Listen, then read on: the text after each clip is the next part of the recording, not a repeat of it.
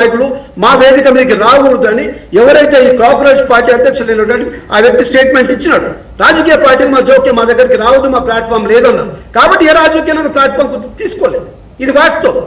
ఎక్కడంటే ఇప్పుడు జర్నలిస్ట్ వాస్తవానికి వాళ్ళ స్వేచ్ఛ, వాళ్ళ హక్కు వాళ్ళు పోట్లాడుతున్నారు. కాబట్టి రాహుల్ గాంధీ గారు పోలే. కానీ పార్లమెంట్లో వారు ఇప్పటి నుండే కాదన్నా, నేను ఒక విషయం చెప్తా, ఇది ఒక్కసారి లీకేజ్ కాదు. మొదటి నుండి ఫస్ట్ పేపర్ నుండి ఇప్పటి వరకు కూడా పార్లమెంట్లో గలమెత్తింది ఈ LOP leader of opposition Rahul Gandhi గారే మాట్లాడారు. కానీ ఈ రోజు ప్రజలకు అవేర్నెస్ వచ్చి యువత అంతా ఎకట్ట అయిపోయి అసహనం కూడా ఎక్కువైపోయింది. దేశంలో వీళ్ళు చేసినటువంటి పరిస్థితులు ఎట్లా ఉన్నాయంటే డిక్టేటర్షిప్, ఒక నియంత్ర పాలనగా సాగుతూ మేము చెప్పిందే సాగాలి. ఇప్పుడు ఆ రైతులు కూడా ఆ రోజు కూడా రైతుల మీద ఇట్లాగే. ఇంకొక చిన్న ఎగ్జాంపుల్ ఇస్తా. ఈ దేశానికి సంబంధించిన రెజ్లెస్ మహిళలండి, బ్రిజ్భూషణ్ అని వీళ్ళ ఒక ఈ షాప్ చైర్మన్, ఈయన మీద ఈ రకంగా ఆడపిల్లల్ని ఈ రకంగా ఈయన శారీరక ఇబ్బందులు పెడుతున్నారని వారంటే వారి మాట పట్టించుకోకపోతే వారు కూడా ఢిల్లీలో వాళ్ళ దీక్ష నిరసన ప్రజాస్వామ్యబద్ధంగా శాంతియుతంగా చేస్తే వారి మీద వాటర్ క్యాన్లు, బాష్పవాయువులు, లాఠీలు, గుర్రాలతో దొక్కించినటువంటి దుర్మార్గమైన పాలన అండి. ఇలా జరుగుతుందా? వాళ్ళు దేశ ఉగ్రవాదుల ఎవరు దేశ ఉగ్రవాదుల? అక్కడ కూడా విదేశ శక్తులు వచ్చినాయి అంటారు. ఎక్కడ జరిగినా విదేశీ శక్తులు వస్తాయి వీళ్ళకు. నేను అడుగుతున్నా, ఈ దేశ ప్రజలు అడగడానికి హక్కు లేదా? చెప్పండి. మా పాలనలో ఎవరు ప్రశ్నించొద్దు, మేము చేసిందే రూల్, మేము తెచ్చిందే పాలసీ.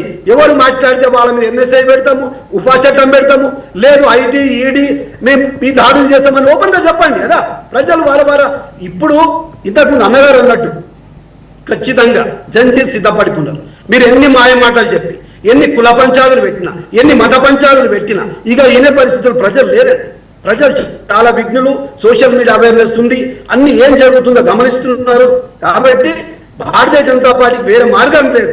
ఇన్ని రోజులు నరేంద్ర మోడీ గారు మాట్లాడలేకపోయినారు. వారు నిన్న రాత్రి 1 గంటకు యూట్యూబ్ చిన్న ఫోన్లో పెట్టాల్సిన కార్యం ఉందండి. ఈ దేశ ప్రధాని విదేశాలకు పోయి పెద్ద పెద్ద ప్రెస్ మీట్లు పెడతావు, దేశ సమస్య కూడా ప్రెస్ మీట్ అంటే మాట్లాడాల్సింది కదా. ఏముంది? ప్రజలకు మీరు బాధ్యతగా మీరు రెస్పాన్సిబిలిటీ తీసుకుని అకౌంటబిలిటీ చూపించాల్సింది. ఏదో చిన్నపిల్లలాగా ఇంట్లో యూట్యూబ్ ఇట్లా వీడియో తీసి నేను పోస్ట్ చేస్తా అంటే యు ఆర్ ఈ దేశ ప్రధాని. నేను అది ఎంత 1 గంట రాత్రికి చేయాల్సిన కర్మేముంది నీకు అంటే భయపడిపోయినా. ప్రజలు యువత భయపెట్టించింది. నువ్వు ప్రజల్లోకి రా, ఓపెన్గా ప్రెస్ మీట్ పెట్టు. అవును ధర్మేంద్ర ప్రధాని తప్పు జరిగింది, వాడిని తప్పిస్తా, నాకు ప్రజలే ప్రాముఖ్యమని చెప్పు.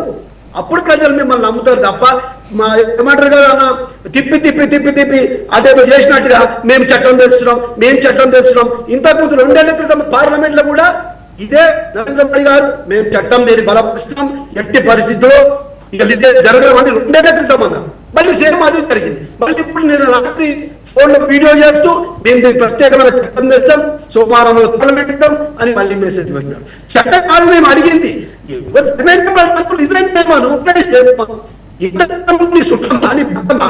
ప్రజాస్వామ్యంలో ప్రజలు నేర్పడినటువంటి వ్యక్తి, లేకపోతే రాజకీయం లాగా నవాబుల ద్వారా చూడాలి. మీకు ఒక ప్రాక్టికల్ సింపుల్ నరేంద్ర మోడీ ప్రజల మాట విన్నారు. కాబట్టి ఈ అవకాశం ఆయన మంచివాళ్ళ ఇప్పుడు అది పక్కన పెట్టి మొండిపోకపోయి యాక్ట్లు తీసుకొచ్చి చిన్నపిల్లలను కేసులు పెట్టి ఒక అమ్మాయి చనిపోయింది పోలీసు దెబ్బలకి.